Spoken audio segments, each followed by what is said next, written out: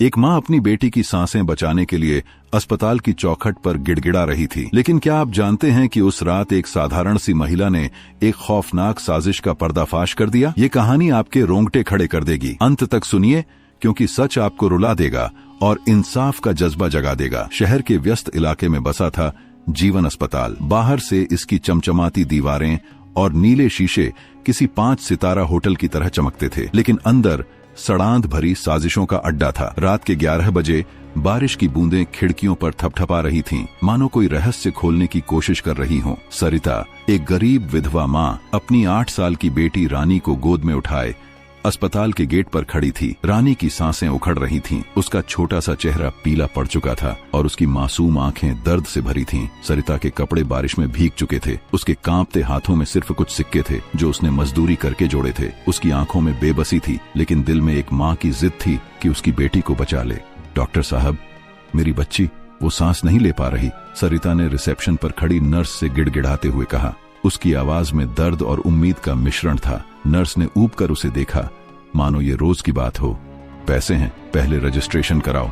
सरिता ने अपनी जेब से मुट्ठी भर सिक्के निकाले जो बारिश में भीगकर चमक रहे थे। ये सब है मेरे पास, प्लीज पहले देख लो। वो किडनी की बीमारी से जूझ रही है। उसकी आवाज कांप रही थी, जैसे हर शब्द के साथ उसकी उम्मीद टूट रही हो। लेकिन नर्स ने कागज पर एक नजर डाली और सिर हिलाया। बेड फुल है, बाहर इंतजार करो। सरिता की आंखों में आंसू छलक आए। वो रानी को एक ठंडी बेंच पर लिटाकर बैठ गई। उसकी छोटी सी बच्ची की हालत बिगड़ती जा रही थी। रानी की आंखें धीरे धीरे बंद हो रही थीं और वो कराह रही थी, माँ, मुझे दर्द हो रहा है। उसकी कमजोर आवाज सरिता के दिल को चीर रही थी। सरिता ने रानी के माथे पर हाथ फेरा, उसके गीले बालों को सहलाया और फुसफुसाई, बस थोड़ा और मेरी जान, माँ तुम्हें बचा लेगी। लेकिन उसका दिल डर से कांप रहा था। उसने आसपास देखा, लेकिन हर चेहरा बेपरवाह लग रहा था। अस्पताल का माहौल ठंडा और बेरहम था, मानो वहां इंसानियत का कोई नामो निशान न हो। अस्पताल के अंदर एक गुप्त कमरे में डॉक्टर रमन और नर्सिंग हेड श्रीमती गुप्ता एक अमीर मरीज के परिवार से सौदा कर रहे थे। कमरा अंधेरा था, सिर्फ एक टिमटिमाती बल्ब की रोशनी में उनके चेहरे उभर रहे थे। आपकी बेटी को नई किडनी मिल जाएगी, लेकिन कीमत 50 लाख, डॉक्टर रमन ने फुसफुसाते हुए कहा। उसकी आवाज में लालच और क्रूरता थी। वो जानते थे कि अस्पताल में ऑर्गन ट्रैफिकिंग का काला धंधा चल रहा था। गरीब मरीजों को लाकर उनके अंग निकालकर अमीरों को बेचा जाता था। रानी जैसी मासूम बच्ची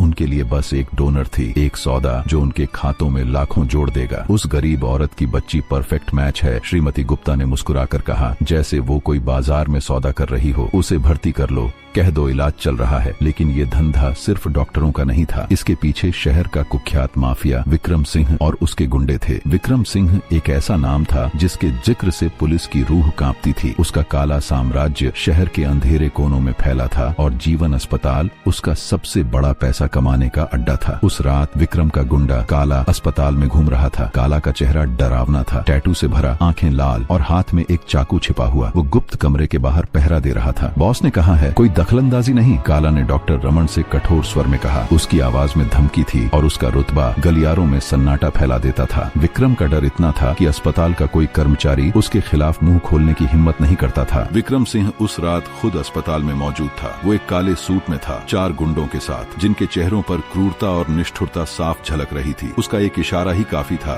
किसी की सांसें थामने के लिए। आज का सौदा बड़ा है, विक्रम ने डॉक्टर रमन को धमकाते हुए कहा। कोई गड़बड़ हुई तो सबको मार डालूंगा। उसकी आवाज ठंडी थी, लेकिन उसमें एक ऐसी क्रूरता थी जो सुनने वाले के खून को जमा दे। डॉक्टर रमन ने सिर झुकाकर हामी भरी, जैसे वो विक्रम का गुलाम हो। श्रीमती गुप्ता ने भी चुपचाप सहमति दी, क्योंकि वो जानती थी कि विक्रम के खिलाफ जाना मतलब मौत को दावत देना है। इसी बीच वेटिंग एरिया में एक साधारण सी साड़ी पहने, सिर पर पल्लू डाले एक महिला आई। उसका नाम था अनन्या, लेकिन कोई नहीं जानता था कि वो एक IAS अधिकारी है जो गुप्त जांच पर थी। शहर में ऑर्गन ट्रैफिकिंग की खबरें सुनकर उसने खुद को एक गरीब मरीज की रिश्तेदार बनाकर अस्पताल में घुसपैठ की थी। अनन्या का चेहरा शांत था, लेकिन उसकी आंखों में एक चिंगारी थी जो सच को उजागर करने की जिद को दर्शाती थी। उसने सरिता को देखा जो रानी के सिर पर हाथ फेर रही थी और उसका दिल पसीज गया। रानी की हालत देखकर उसका मन भर आया। बहन, क्या हुआ? बच्ची ठीक नहीं लग रही, अनन्या ने नरम स्वर में पूछा, जैसे वो सचमुच सरिता की कोई पुरानी जान पहचान वाली हो। सरिता ने रोते हुए बताया, मेरी रानी, उसकी किडनी फेल हो गई है। ये लोग सुनते ही नहीं। मैं मजदूर हूँ, मेरे पास पैसे नहीं हैं। उसकी आवाज में बेबसी थी, लेकिन माँ का प्यार हर शब्द में झलक रहा था। अनन्या ने सरिता का हाथ थामा। चिंता मत करो, मैं मदद करूंगी, उसने दृढ़ स्वर में कहा, लेकिन उसका दिमाग तेजी से काम कर रहा था। वो जानती थी कि ये अस्पताल कोई साधारण जगह नहीं है। उसने रिसेप्शन की ओर कदम बढ़ाए, लेकिन वहाँ भी वही जवाब मिला, बेड नहीं है। नर्स की आवाज में रूखापन था, जैसे गरीबों की जान की कोई कीमत न हो। अनन्या ने चुपके से अपने फोन पर रिकॉर्डिंग शुरू की और डॉक्टर रमन को बुलाने की जिद की। तभी काला ने उसे देख लिया। उसकी लाल आंखें अनन्या पर टिक गईं। तू कौन है? ज्यादा सवाल मत कर, चुपचाप बैठ जा। उसकी आवाज में धमकी थी और उसका विशालकाय शरीर अनन्या के सामने दीवार की तरह खड़ा था। अनन्या का दिल धक से रह गया, लेकिन वो शांत रही। मैं बस मदद मांग रही हूँ, उसने शांत स्वर में कहा और पीछे हट गई। लेकिन उसकी आंखें अस्पताल के हर कोने को स्कैन कर रही थीं। वो जानती थी कि यहाँ कुछ गलत हो रहा है और उसे सबूत चाहिए थे। रानी की हालत अब और खराब हो गई थी। वो बेहोश हो चुकी थी। सरिता चीख रही थी, प्लीज मेरी बच्ची को बचाओ। उसकी आवाज गलियारों में गूंज रही थी, लेकिन कोई सुनने को तैयार नहीं था। तभी डॉक्टर रमन आया। उसने सरिता को देखा और एक बनावटी मुस्कान के साथ कहा, ठीक है,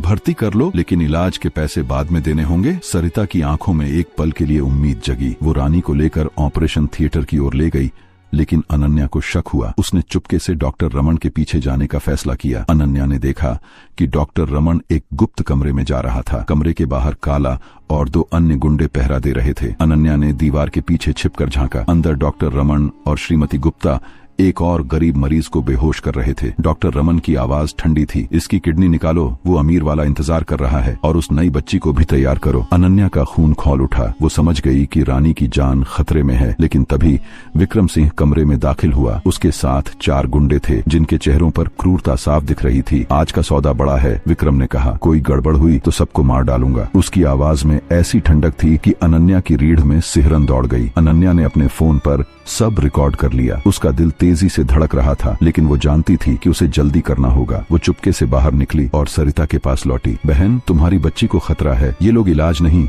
कुछ और करने वाले हैं, मेरे साथ चलो। उसकी आवाज में चेतावनी थी। सरिता डर गई। क्या मतलब? उसकी आंखें चौड़ी हो गईं। अनन्या ने उसे सब बताया, ऑर्गन ट्रैफिकिंग, माफिया और रानी की जान का खतरा। सरिता सदमे में थी, लेकिन अब वो लड़ने को तैयार थी। मेरी बेटी को कोई नहीं छू सकता, उसने दृढ़ स्वर में कहा। रात गहराती जा रही थी। अनन्या ने एक जोखिम भरा प्लान बनाया। वो खुद को एक मरीज बनाकर भर्ती हुई और गुप्त कमरे के पास पहुंची। रास्ते में विक्रम के 2 गुंडों ने उसे रोका। कौन है तू? यहाँ क्या कर रही है? एक गुंडे ने उसका हाथ पकड़ लिया। अनन्या ने साहस दिखाया, मैं मरीज हूँ, जाने दो। लेकिन गुंडों ने उसे घेर लिया। बॉस को लगता है तू जासूस है, चल तेरी जांच करेंगे। अनन्या ने एक गुंडे को धक्का देकर भागने की कोशिश की, लेकिन काला ने उसे पकड़ लिया। उसका चाकू अनन्या के गले के पास था। बोल, तू कौन है? उसने दहाड़कर पूछा। अनन्या ने शांत स्वर में कहा, मैं बस एक औरत हूँ, अपनी रिश्तेदार की मदद के लिए आई हूँ। लेकिन उसका दिमाग तेजी से काम कर रहा था। उसने चुपके से अपने फोन से अपने IAS साथी को मैसेज भेजा, जिसमें रिकॉर्डिंग और लोकेशन थी। वो जानती थी कि पुलिस जल्दी आएगी, लेकिन उसे समय चाहिए था। वो गुप्त कमरे के पास पहुंची और देखा कि रानी को ऑपरेशन थिएटर में ले जाया जा रहा था। विक्रम खुद वहां खड़ा था। जल्दी करो, अमीर क्लाइंट इंतजार कर रहा है। उसकी आवाज में जल्दबाजी थी। अनन्या का खून खौल उठा। वो जानती थी कि अब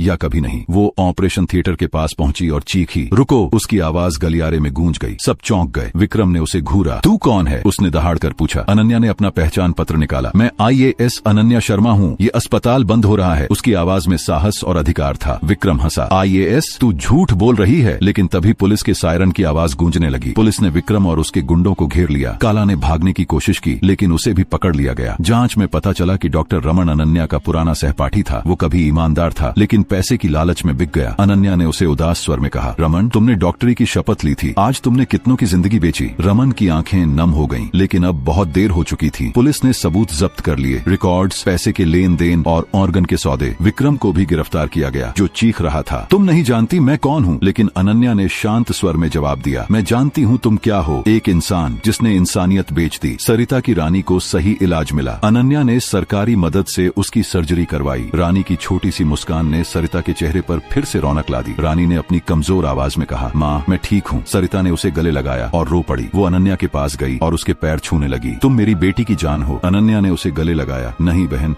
ये तुम्हारी हिम्मत थी जो रानी को बचा पाई। जैसे ही सरिता ने रानी को गले लगाया, उसकी आंखों से आंसू छलक पड़े। वो बोली, मैंने सोचा था कि मेरी बेटी मुझसे छिन जाएगी, लेकिन आज मुझे यकीन हो गया, जब एक माँ की पुकार सच्ची होती है तो आसमान भी झुक जाता है। जीवन अस्पताल अब एक सरकारी स्वास्थ्य केंद्र बन गया, जहाँ गरीबों का इलाज मुफ्त होता है। अनन्या की छाया ने न सिर्फ रानी की जान बचाई, बल्कि सैकड़ों मासूमों को उस अंधेरे से निकाला जो पैसे की हवस में डूबा था। दोस्तों, ये कहानी सिर्फ सरिता और रानी की नहीं, बल्कि हर उस माँ की है जो अपने बच्चे के लिए दुनिया से लड़ती है। अगर इस कहानी ने आपके दिल को छुआ तो इसे लाइक करें, शेयर करें और हमारे चैनल को सब्सक्राइब करें। आइए मिलकर ऐसी कहानियों को दुनिया तक पहुंचाएं जो इंसाफ और इंसानियत का पैगाम देती हैं। धन्यवाद।